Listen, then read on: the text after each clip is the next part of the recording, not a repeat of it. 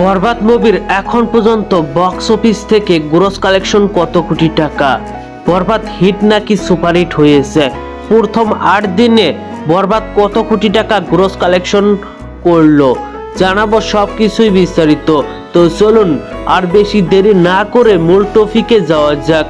শাকিব খান মানেই box office hit, এই কথাটা যেন আবারও নতুন করে প্রমাণ হলো। মেগাস্টার শাকিব খানের বরবাদের কালেকশন দেখে যা মনে হলো বাংলা চলচ্চিত্র এখনো বেঁচে আছে। দর্শকরা যে এখনো বাংলা চলচ্চিত্র দেখে তা প্রমাণ হলো বরবাদ দেখেই। বরবাদ প্রথম 8 দিনে একটি বিশাল অ্যামাউন্ট কালেকশন এনেছে। এস দা শাকিব খান ইউনিভার্সের তথ্য থেকে জানা গেল বরবাদ মুভি মুক্তির 8 দিনে পুরো বাংলাদেশ মিলে 29 কোটি 30 লক্ষ টাকা গ্রস কালেকশন করেছে।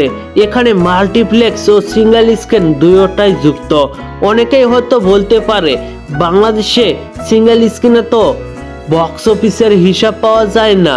তবে তথ্য মতে দা শাকিব খান ইউনিভার্স প্রতিদিনে সব সিনেমা হল থেকে রিপোর্ট নেন এবং তারপর বক্স অফিস পুরস তৈরি করেন। মুক্তির 1 সপ্তাহ পেরিয়ে যাওয়ার পরেও কিন্তু হাউসফুল দিয়ে যাচ্ছে মেগা স্টার শাকিব খানের বরবাদ।